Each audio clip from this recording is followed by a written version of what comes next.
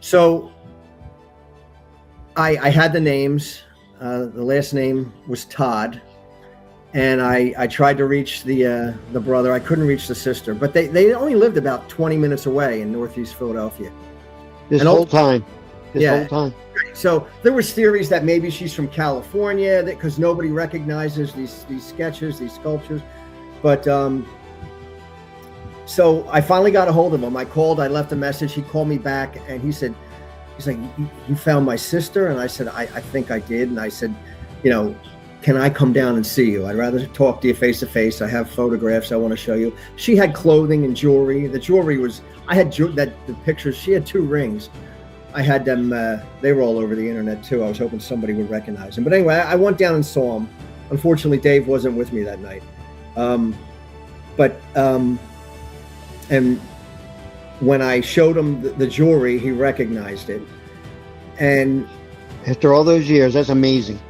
Yeah, well, he was younger, like I said, he was a younger brother. And he said, I remember her name was Lisa. Her name was Lisa Todd. And he told me that when she had vanished right around Halloween of 1985. And I said, was she reported missing?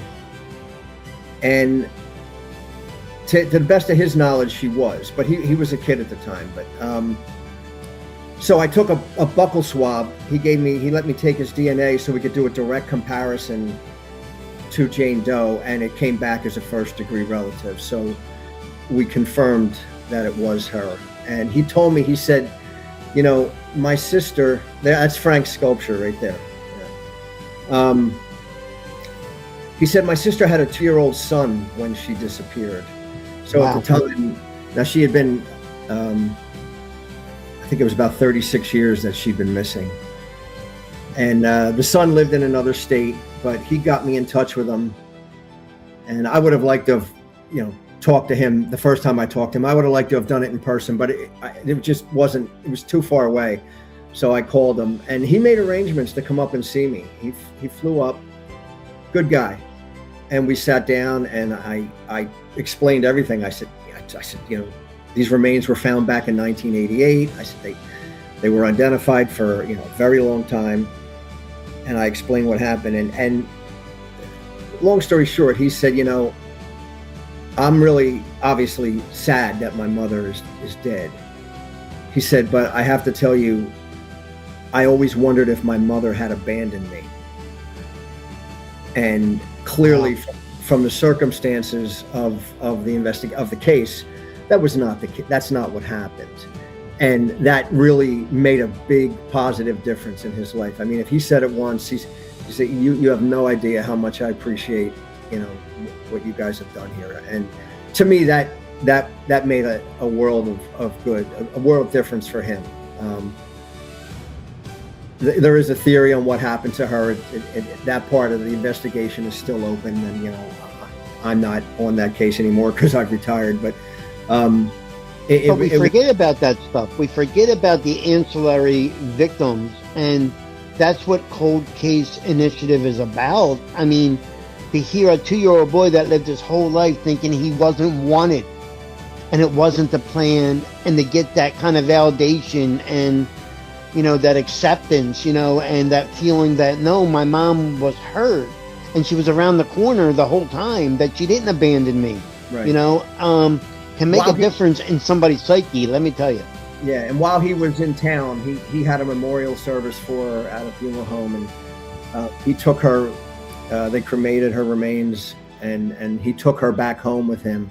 And the jewelry that had been found with her, I gave it to him, and it really made a difference. And that was, Cold Case Initiative was born out of that case, and some other cases too, because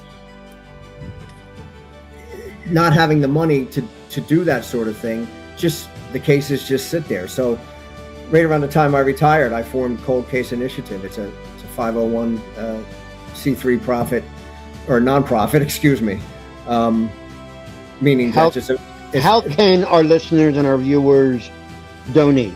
The website, what's the best way? Website, www.coldcaseinitiative.org.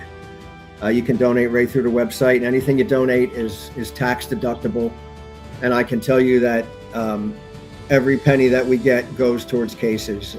I don't take a salary from it. My wife helps me. There's some other people are always aching to make a difference. You know, it's one thing to be on your couch giving out these theories, being a student of true crime, but this is putting that kind of closure and healing into people. And you see, you know, the one thing about Cold Case Initiative is graduated to genealogy. It's not about funding search parties for 20 years and we're going to go do a new search and do some door knocking. This is about new technology.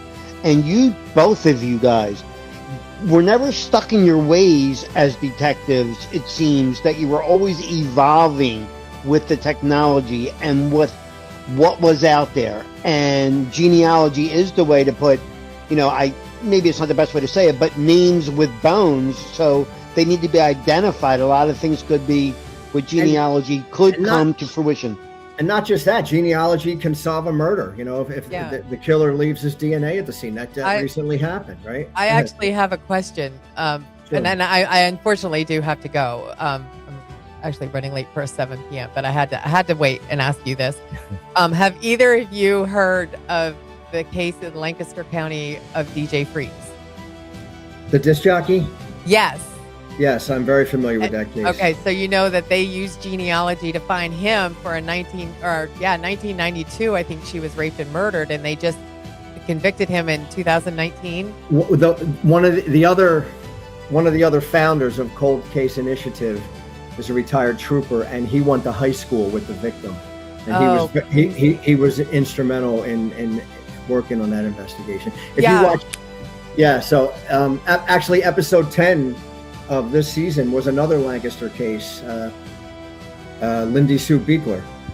Oh wow! And that was also solved with. I guess I need to start watching TV.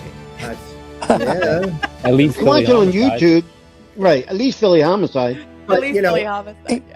But and it also, if you have an unidentified serial sex offender, right? You can identify your suspect that way too. That there was a case in out of Brigantine, New Jersey, where a young girl was assaulted in her home in the middle of the night, and I don't remember exactly how long it was, but it was decades.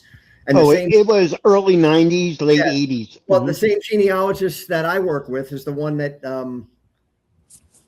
solved that case. They got the guy. He lived like half an hour away. Yeah. Christy Merrick was the name of the decedent. Okay, thank you. And DJ Freeze, I guess they didn't even have him on his radar, and there was DNA left at the crime scene. They put it into CODIS and then ran it through a genealogy. It was either 23andMe or Ancestry, or it might have been Family Tree DNA. Yeah, because that's came up with his. I think it was a male relative of his. It was like I don't remember exactly. It was either a cousin or some sort of male relative in that age range. Yeah. And then followed him, got his DNA from a discarded drink cup, I believe. And that's how they found him. I mean, that was fascinating to me. Have you guys ran into any walls about giving up for these Ancestry, 23andMe? What about you, Tats? I was just going to say, I'm not going to. Unfortunately, there he is. That's DJ.